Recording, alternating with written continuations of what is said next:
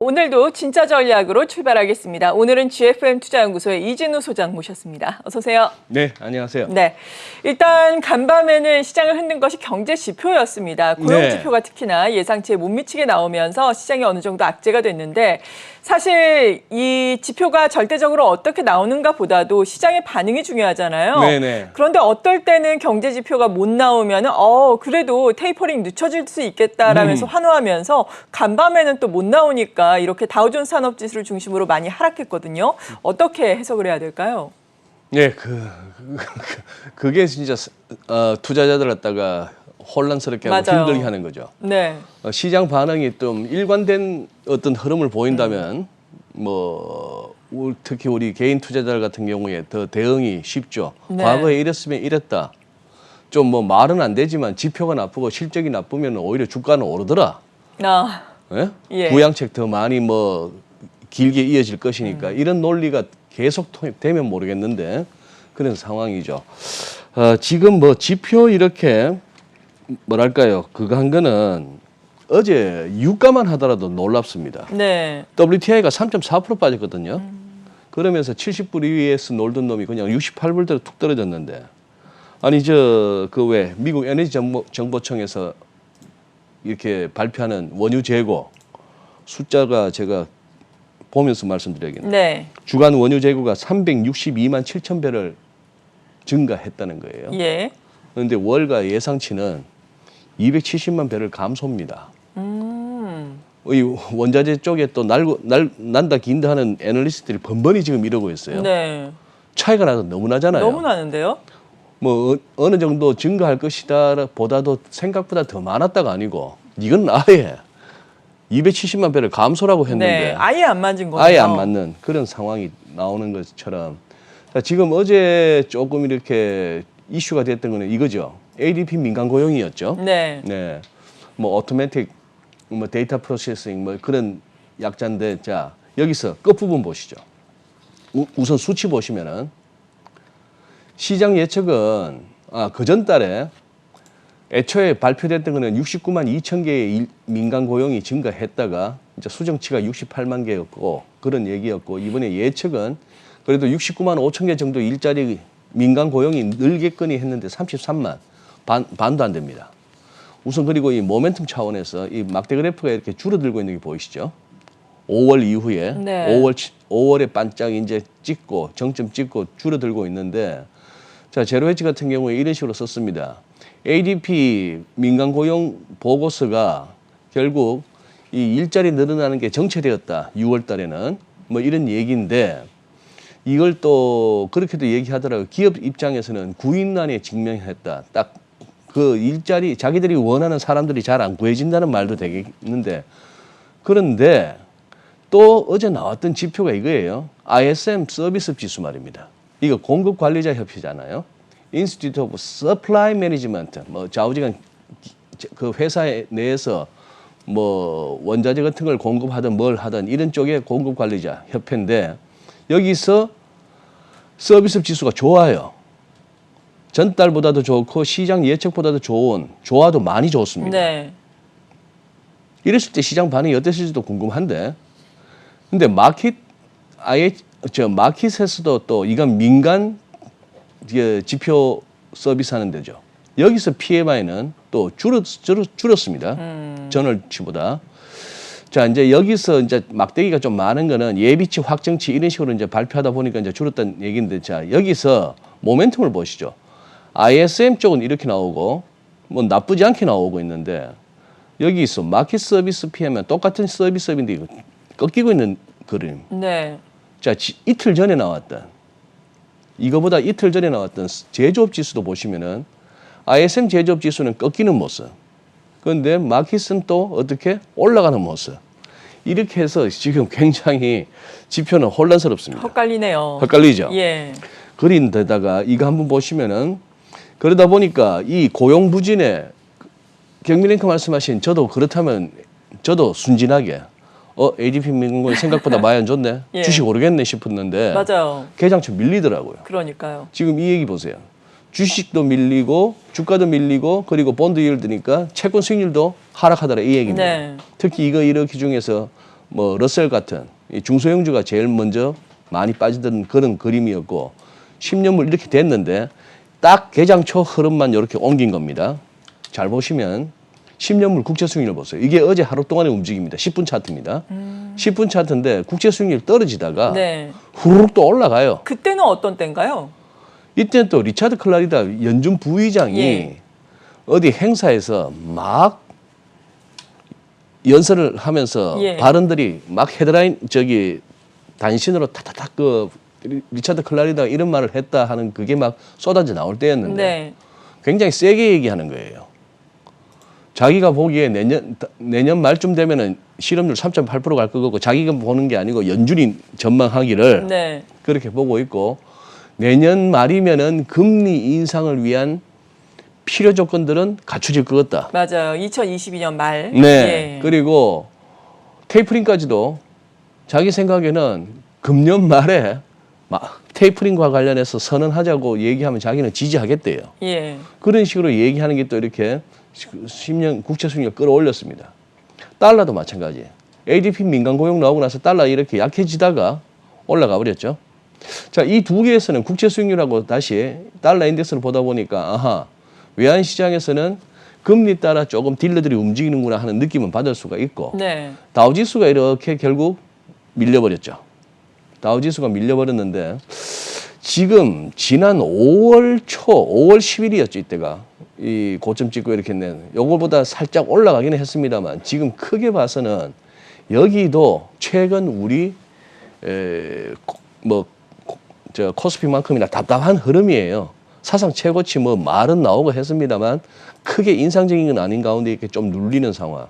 뭐 그런 상황이라서 자, 여기서는 미국 같은 경우는 이 선 깨지면 이제 허무해지는데 다만 이제 이걸 가지고 또 하나의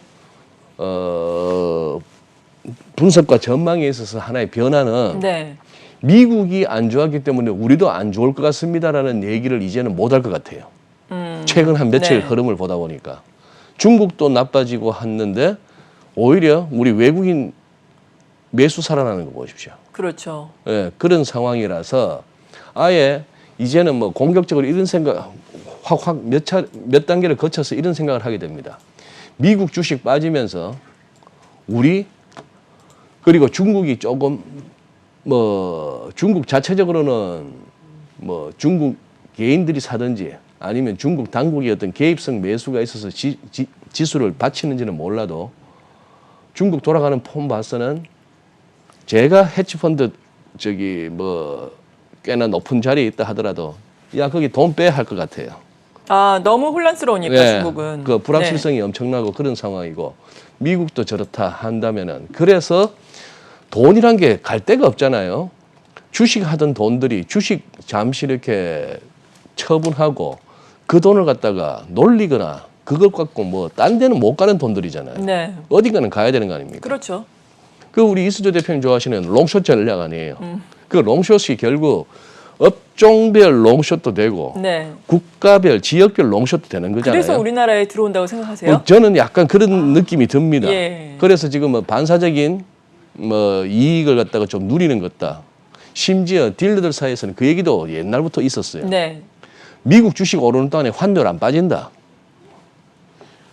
단 미국 주식 빠지기 시작하면 우리가 오히려 환율이 떨어질 수가 있다. 네. 미국 주식 안 빠지는 한 서학개미들이라고 표현되는 해외로 나가는 투자자들의 이 들고 나가는 돈이 워낙 많아서 아, 예. 그걸 또 반면에 요즘에는 생각해야 되네요. 반면에 주식 빠지면은 미국 주식 다 왔다 싶으면은 털고 들어와야 네. 되잖아요. 그러면 달러 바꾼 거 결국 또 원화로 바꾸려다 보면 그렇죠. 심지어 이제 어제 뭐 이런 얘기들이나 번스타인 같은 사람이 이제 미국은 잊어버려라. 미국은 올 만큼 왔다. 이 얘기를 갖다가 아예 대놓고 미국의 전략가들 내지는 뭐 운영업계에 내로를 하는 사람들이 이제 미국은 다 온 것 같은데 그런 얘기가 나오니까 네. 뭐 그래서 참 지금까지 단순하게 이렇게 미국 올라서 우리도 좋을 거야. 뭐 중국 빠지면 우리도 같이 빠질 거야. 이런 식의 이제 접근은 당분간은 조금 이렇게 안 통할 수 있는 그런 시점이라고 봅니다. 네. 중국과 우리 증시 롱숏 전략이 어떻게 보면은 나오고 있는 중일 수도 있다라고 그런 말씀해 생각도 주셨는데 들더라고요. 네. 네. 중국 같은 경우에는 말씀하신 것처럼 요즘에 너무 갑작스럽게 네. 이러한 뭐 규제라든지 정부의 이 방향성이 확확 바뀌다 보니까 네. 시장에 많은 충격을 주잖아요. 그래도 중국 증시는 어느 정도 돌려 세우고 있는 듯한 양상이거든요. 네. 우리의 게임주도 그제는 충격을 받았다가 어제는 좀 쉬어가는 양상을 나타냈는데 이 부분은 어떻게 봐야 될까요? 네. 중국은 우선 네. 기술적으로만 접근하더라도 이 정도면은 여기서 당장 더 부러지지는 않을 것 같다는 생각은 듭니다. 항생 H 보시죠. 최근에 제일 많이 빠진 게 항생 H잖아요. 지금 여기서 우선 크게 이 검은색 실선으로 꺼진 두 개의 선을 이렇게 한번 주목하시고, 자, 그러니 오죽하면은 작년 팬데믹 이후에 빨간색 올라가는 점선은 작년 팬데믹 이후에 상승 추세선이었습니다.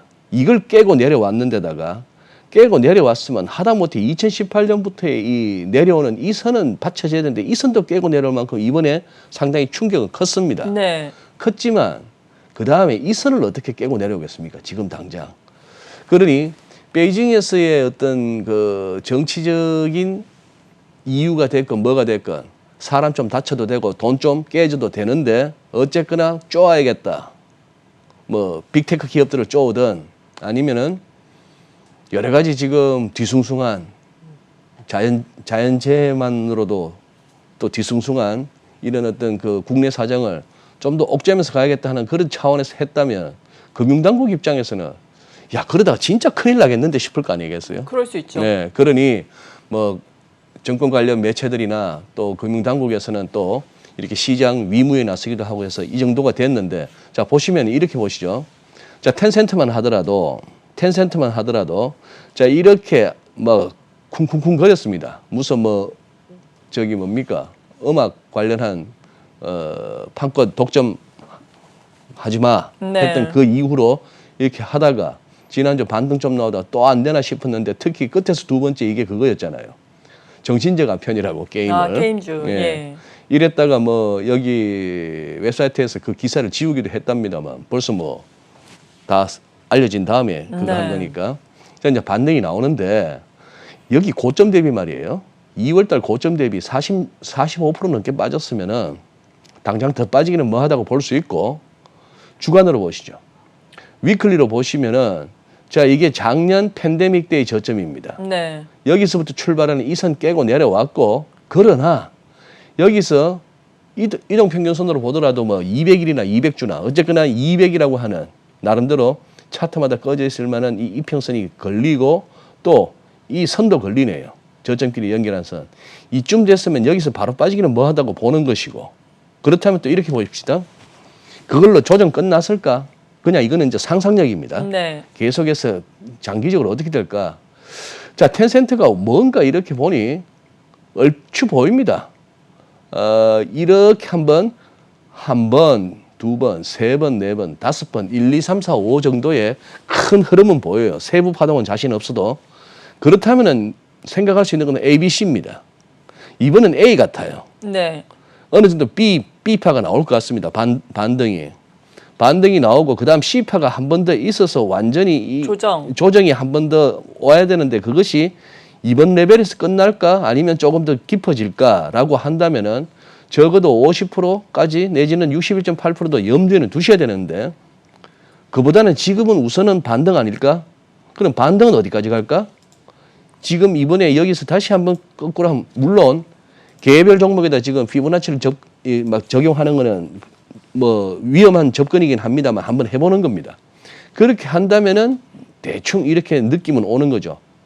한 이 정도 505 뭐 아니면 556 이런 식으로 이제 느낌이 오는 겁니다. 또 하나 계속 말씀드릴게요. 지금 이게 지난 6월 말 기준 시가총액 1조 위안 이상 기업들입니다. 네.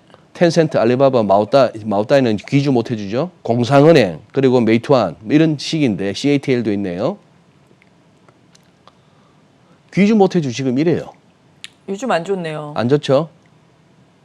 공상은행도 지금 이런 상황입니다. 네. 메이투안, 배달업체 이 상황이죠. 지금 이게 얼추 ABC가 끝났을까 싶은 그런 느낌이 드는데 자, 그러니 시가총액 상위 종목들이 지금 이런 모습이고, 물론 중국이라고 해서 다 이런 건 아니죠. 뭐 요즘 GT 같은 거, 뭐 CATL 같은 거는 또 나쁘지 않게 잘 또 이렇게 가는 종목들도 그렇죠. 있긴 있습니다. 2차 전지. 있는데 또 흥다그룹도 보시면은 중국의 부동산 업체 여기는 지금 뭐 이런 너무 안 좋네요. 너무 안 좋죠. 거의 이거는 지금 뭐 이번에 그 사교육 기업들처럼 완전 원위치였다 싶을 정도로. 자, 이거 보세요. 피치는 채무 불이행 우려에 트리플 C 같으면 이건 어떻게 되는 겁니까? WB부터가 정컨데 BBB까지가 투자 적격이고 WB부터는 정컨데 WB도 아닌 트리플 C, S&P 같은 경우는 자금 조달 능력 악화, 채무 불이행 우려, 자금 조달 능력 악화. 그러면 이거는 사실 이거는 이 그룹은 끝났다고 봐야 되는 거죠. 네. 중국 최대의 부동산 그룹 뭐 그런 상황인데, 그러나 이제 여기서 뭐 중국이 이거 지수만큼은 또 어떤 방어가 들어갈 것 같고, 지금 크게 다치는 종목들도 대충 보셨지만 뭐 다 거의 다 빠질 만큼 다 빠졌습니다. 이제 그런 상황이라서 이제 반등이 나오는 그런 상황인데, 이제 다만 이제 기대할 수 있는 거는 그거죠. 아까 말씀드린 그 논리의 연장인데, 외국인들이 그러면 중국에서 뺀 돈 한국 들어와서 뭐 살까요? 뭐 삼성전자, SK하이닉스 산 거죠. 제가 외국인이라도 그거 살 거예요. 네. 뭘 그 숫자도 안 나오는 바이오주 중에 고르겠으며, 회사들 자체가 우리가 메타버스 맞아요? 이러는 회사들을 갖다가 지금 우리는 국내에서 메타버스라고 막 잡아 당기고 있는데 그런 것들을 건드리겠습니까? 그러니 삼성, 현대 뭐 이런 거 하는 거죠. 네. 자, 어쨌든 진짜 전략 뭐 본방을 못 봐서 이렇게 쭉 보든지 다 못 보면 하다못해 썸네일 제목만이라도 봅니다만, 예. 진짜 전략 요즘 진짜 작두탄 것 같아요. 잘 맞아요. 갑자기 전차군단 뭐 이제 갈 수 있냐 이런 얘기가 어저께 올라오지 맞아요. 않았습니까? 예. 네, 아우 막 좀 그런 느낌이 듭니다. 예. 네. 자, 그렇다면은 외국인이 이렇게 우리나라에 보다 더 적극적으로 들어오기 위해서는 앞서 말씀하신 것처럼 뭐 미국 증시가 하락을 해서 뭐 달러화 가치가 하락을 하든지 해서 우리 달러화에 대한 원화 환율이 좀 하락을 해야 외국인들로서는 환차익에 대한 매력도 느낄 수 있잖아요. 그러니까요. 이건 언제쯤 나타날까요? 지금은 외환 시장 어떻게 보세요? 어쨌거나 1,150원이 참 어려운 구간이었다 하는 건 느낍니다. 네. 느끼고, 그다음에 저 나름대로 보기는 1,140원은 건드릴 수 있어요. 1,140원은 건드릴 수가 있는데 1,140원 밀고 내려간다고 해서 이게 완전 하락 추세의 재현, 그리고 원화 강세가 추세적으로 라고 판단하기는 조금은 여유는 두셔야 될 것 같습니다. 네. 우선 보시면은 조금 버겁다 하는 것은 달러원 일간 차트에서도 느낌이 옵니다. 자, 여기서도 보시면 최근 이 부분 말이죠. 이 커서가 가르치는 부분 보시면은 제가 요즘 들어서 자주 말씀드리는 패턴, 지난 4월 중순 비트코인 이후로 자주 말씀드렸던 소위 말하는 상승 쐐기형입니다. 고점은 고점대로 올라가고 저점은 저점대로, 즉 우리 서울의 달러원 외환시장의 딜러들도 역내 여기 할 것 없이 조금 투기적인 롱플레이가 있었던 것 같아요. 투기적인 흐름이 있을 때 이런 패턴이 나오니까 뭔가 지금 달러가 오를 것 같다라고 하다가 지난주 이제 결국 중국 위안화가 보세요. 중국 위안화부터 보셔야 되는데, 결국 지난주에 막 규제 쏟아지면서 중시가 급락을 하니까 달러 위안 환율이 살짝 꿈틀거리면서 200일선도 물고 올라가다가 다시 안정되고는 있습니다. 그래서 중국 지수만 빠지고 환율은 조용한 가운데 지수만 빠지는 건 별일 아닌데, 환율까지 위로 치솟으면서 중국 지수가 박살나는 건 이거는 뭐냐 하면은 그냥 그 안에서 증시 안에서 차익 실현 내지는 손절 차원에 좀 털고 다음 진입 기회 노리고 이런 차원이 아니고 털고 나간다는 얘기예요. 환율이 저렇게 꿈틀거린다는 얘기는. 근데 지금 이거는 어느 정도 현재로서는 아직은 그 정도는 아니야 하는 흐름은 보였습니다만, 달러 위안 환율은 앞으로도 계속 주시해야 될 것 같습니다. 이게 진짜 다시 6.5가 지금 딱 크리티컬하게 나오네요.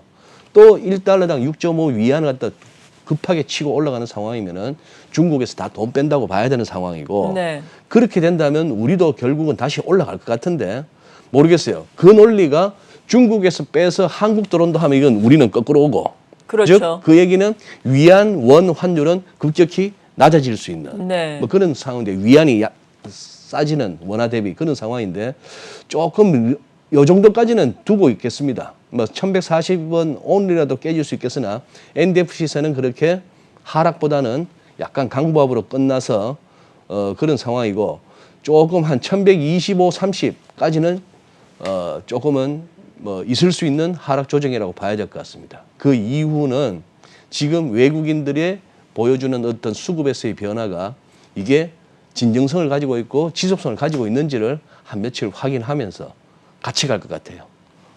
외국인 들어오면은 환율도 같이 떨어지고 그러다 외국인 주춤하면 환율도 떨어지는 게 덜하고 그런 상황. 네. 무엇보다도 앞으로 외국인의 동향과 환율의 동향이 중요한 좀 변수가 되겠네요. 지금은 외환 시장을 좀 살펴보실 때가 된 것 같습니다. 네, 지금까지 진짜 전략 GFM 투자연구소의 이진호 소장으로부터 도움 말씀 들어봤습니다. 감사합니다. 네, 고맙습니다.